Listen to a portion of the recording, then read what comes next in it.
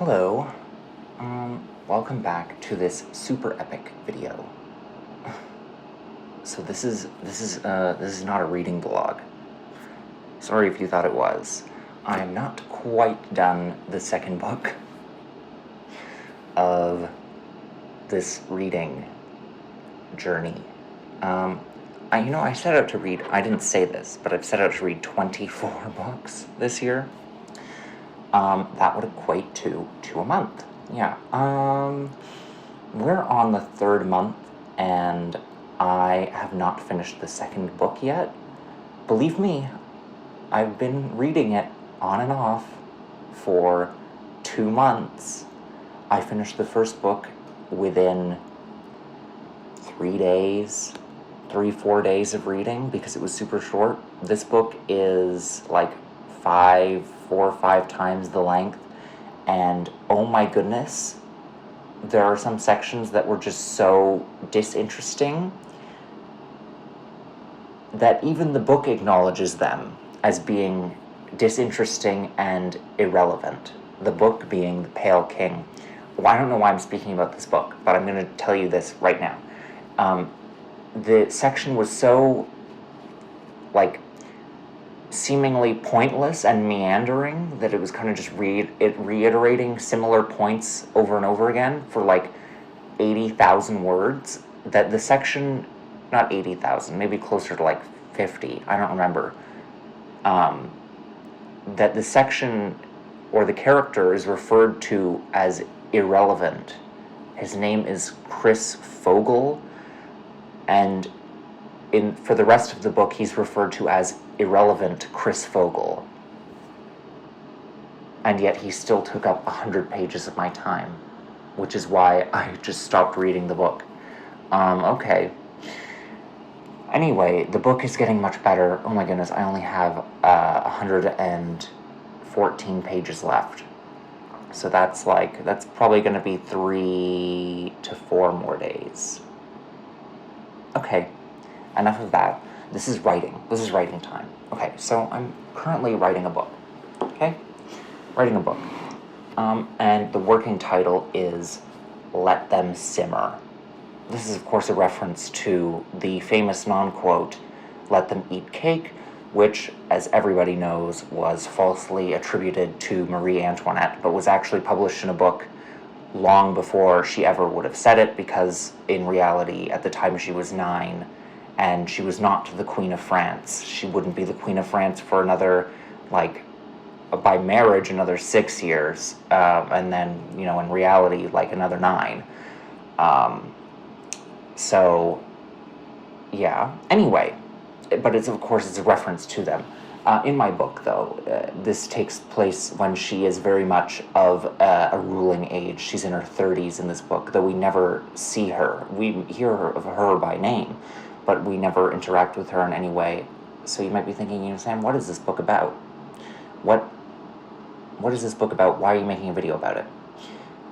So I've been writing on and off for a long time now. I really got into a rut after 2021, and I kind of just stopped writing anything.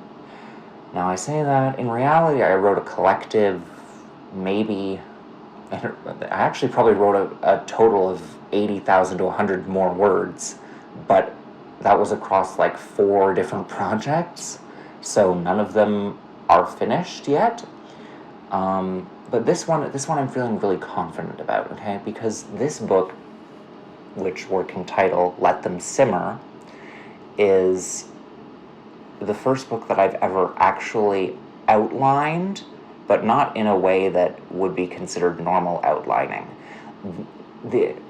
A normal outline would consist of, more extensive, breaking down scene by scene what exactly is happening, what is the objective of the scene, who are all the people that are in the scene, where is it taking place, what does this contribute to the story, you know what I mean? Really detailed stuff. This outline was really just me. One, I came up with characters first, okay? So there won't be any surprise characters, right? If we're focusing on it as a kind of point of view character, not really. It's third person, but third person, we're only focusing on one character at a time kind of thing. We're in their head, just so to say. But with that, there won't be any surprises because I've already created too many characters, okay? So I've created 24, and all of them get screen time. Or, no, page time. Sorry, my film brain going off. Screen time. No, they all get page time. Some more than others. Some people get 10,000 words plus to themselves, and others not so much. In reality, well, I guess there's actually one character who never does. The one character who never gets any page time to himself is Louis Bernard, but that's because he's 11. And he doesn't really do anything. Well, he does something very special, but... Oh, I guess he does get page time, but it's not by himself, it's with his mother. Anyway, so what I did is I created these 24 characters, and you might think 24? Sam, that's awfully divisible by 8, isn't it? And 3.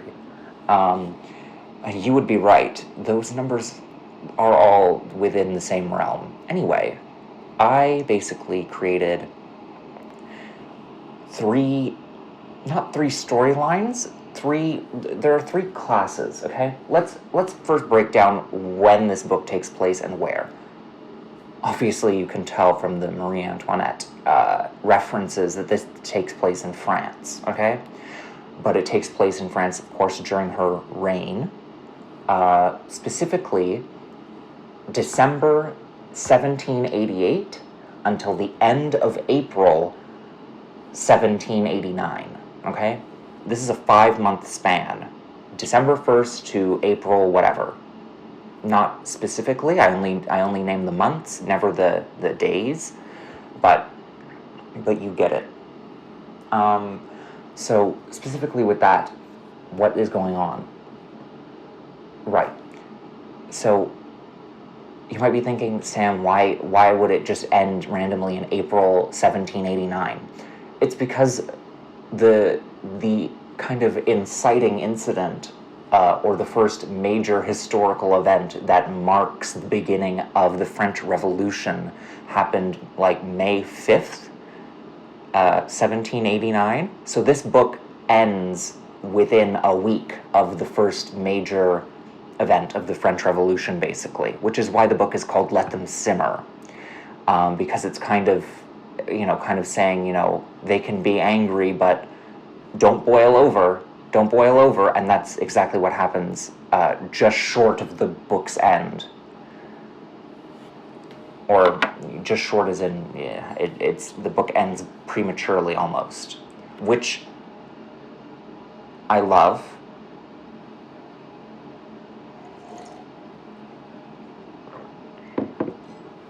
I love the whole concept of books that end right before something happens, as opposed to showing what happens.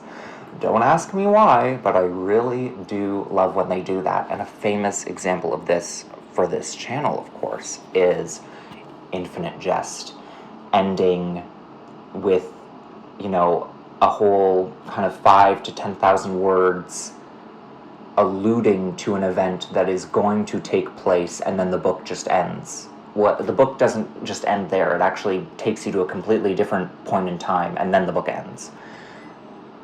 But you know what I mean? Like, two separate groups of characters never interact until the end of the book, but you don't even get to see them interact. You only get to hear that this group has just arrived at the school of this other group, but you only hear that through implication written in the text, and you never actually see what happens between them. You can only infer what might happen between them, or why they're even there. I mean, you know why they're there, but it's not necessarily explicit, which is why the book gives you so much to think about. Anyway, so that's exactly what happens here. There have been a million books written about May 5th, 1789, so that is why this book, which is entirely fictional, not a single person in the book is real, it is completely fiction, it's historical fiction, and it has a basis in history, but none of this is real, none of this actually happened. That's why it ends short of the actual start of the French Revolution. It's the build-up, you know what I mean? It's the rising action. We never get to the climax or the resolution. We get the rising action. There are plenty of climaxes in the book, believe me, but they're all leading up to this unrest, I guess. And bringing back to our point of why there are 24 characters and how that's divisible by 8 and 3, to create either of those numbers, of course, is because there were 3 kind of class systems, and this is one of the major points of contention that led to the French Revolution. There was, at the very top, the aristocracy, okay? These were all of the royals, the nobles, anyone who had a kind of title to their name, you know, kind of and whatever town they were from, or anything of the sort, right? If you had a lot of money and you were, I guess, respected enough, I don't really know how it came to be, but you were a noble, right? Eventually it just became that you were born into nobility, or you could potentially marry into nobility, and then your kids would be noble too. The same with royalty, of course. As long as you were closely related to the king, close enough, I guess, then you could make anyone that married you, as long as they were of high enough stature, as long as they were already noble themselves, you could make them technically royalty, you know what I mean? So that's the aristocracy. Then below, there's the bourgeoisie, which a lot of people, this is where the word bougie comes from, which screams to a lack of historical education, because bourgeoisie means, like, middle class. They're not rich, necessarily. There are some wealthier bourgeoisie people, but they're like very few and far between, and they're more so aspiring to be noble, but you know what I mean? Like, oh, I own a factory, so I'm a wealthy bourgeoisie man, but there could also be any number of other people who own their own store in the streets of Paris, who don't have a lot of money, but they would still be considered bourgeoisie because they don't necessarily have to work for anyone else, and they're not in any sort of threat of dying, I guess. And then, so that's the middle class, and then there's the lowest class, the peasantry. At least as I like to refer to them. People just call them the peasants. I refer to it as the peasantry specifically. I can't get that word out of my mind. Don't ask me why. This is the bottom of the barrel, okay? These are the people who cannot afford anything, especially not during 1789, okay? Yeah. And so there are 8 characters in each of those 3 classes, and we kind of follow their overarching storylines through these 5 months, and they entangle in various ways through classes and such, and each of the characters kind of grows their own reasons for the revolution, but it's never explicitly stated that they're building toward that, because they didn't know, of course. Like, it's always implicit that, this kind of situation is what could have caused the French Revolution, which I like. Oh my goodness, I love implicit and not explicit.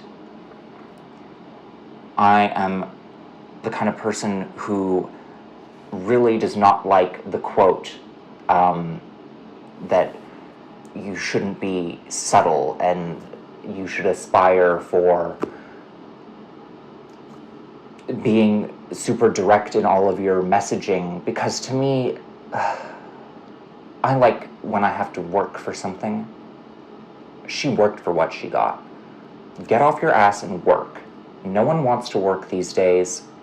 I just think that art that well, at least tries to tout itself as art that is explicit, is lazy, sloppy, and I just don't like it. I personally don't. Okay? A lot of the art I like is somewhat too implicit. Implicit to the point of where you're struggling to decipher what the author really intended to say with the work. I mean, this isn't that far because obviously historical context is always here, so it's like I couldn't even escape it if I tried, unless I just never told you what year this was or where it was. Then you could sort of think, this is leading to a revolution of sorts, but where? Anyway, let's move on to the proposed word count, right? Because I've always gone with that. I've always told you at the start where the general word count was planning to sit, and this one is planning to sit at minimum 250,000 words. Okay, this is a big book, not the biggest book in the world, not even close. But if you've got 24 characters and 152 plot points, which I suppose I should tell you how I wrote out the plot points. I basically just took those 24 characters, and for each of them I thought, what could happen to them in the story? What do they want? What are they going to do to get it?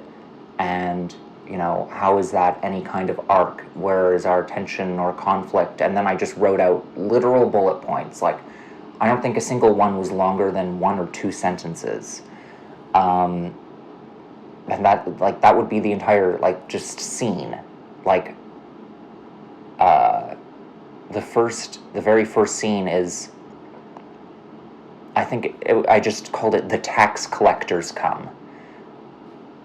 And that turned into a 1,900-word scene, right?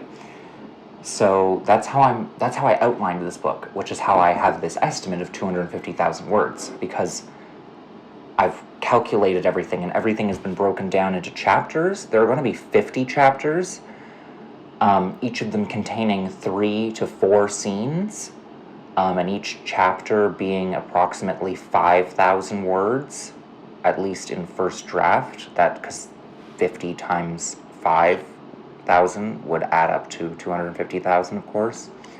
And of course the 5 sections. It's broken up by month. Each month has 10 chapters. Originally it was going to be only 5 chapters, but then each chapter would end up being around 10,000 words long, and I want it to be nice. I want it to be so nice, and give, the readers a little bit of a chance, because they're not like me, apparently, and they don't just stop at the page. They don't just stop at random pages. I don't stop at random pages. I'm very calculated. If I set out to read 25 pages, I'm going to read 25 pages. I don't care if that means stopping on page 425, 1 page short of the end of a chapter, or 1 page into a chapter. I'll just stop there and pick up tomorrow, because that's how I read. I have to quantify everything, okay? Because if I'm not hitting those goals, then it's almost like, what am I doing? It feels too sloppy, at least in terms of reading and writing. So currently, I'm 800, no, not 800. This is the first week update. I started writing this last Sunday. It is now this Sunday, okay? So this is 1 week. I've written 8,700 words, I think. I'm going to check.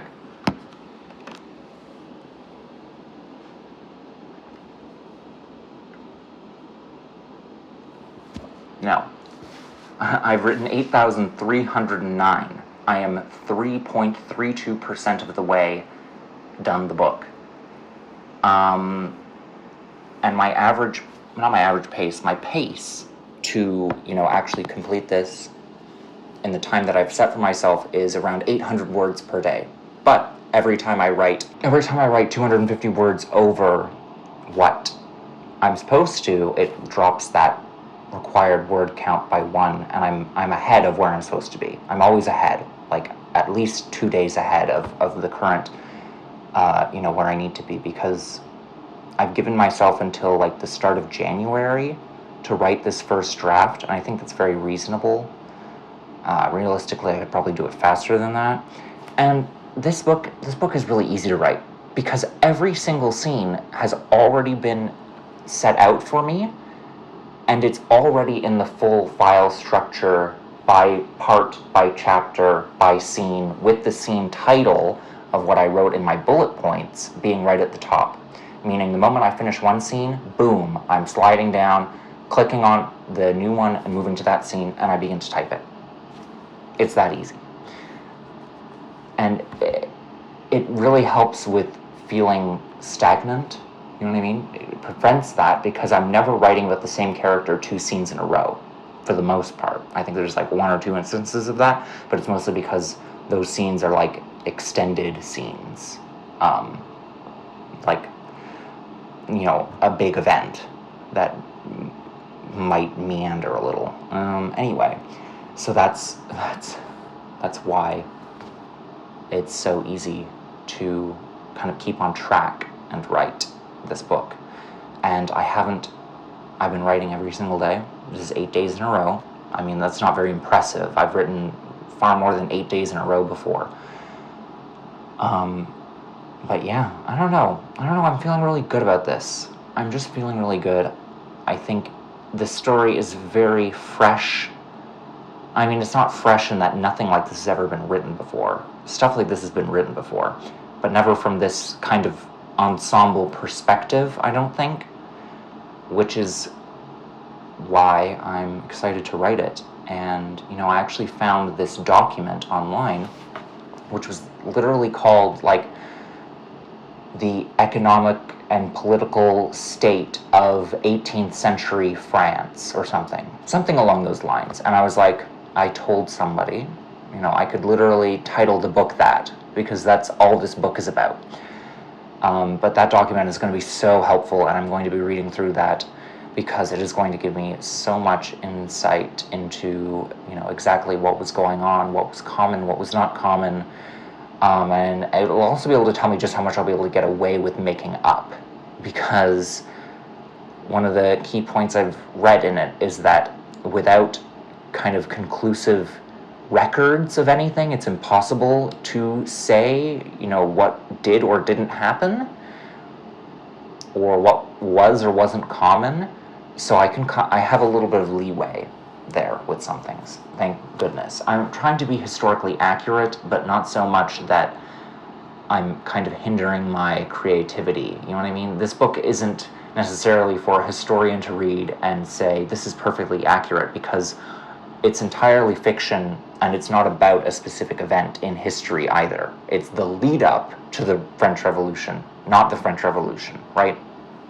So I get to make up a number of things, but I'm going to try to be as historically accurate as possible, insofar as it does not hinder the creative parts of it. You know, or I'll try to work within those creative restrictions. Anyway, that's it. I don't have anything else to say. I'll post another reading vlog eventually once I finish this book and a book after that. That has been all. Okay, goodbye.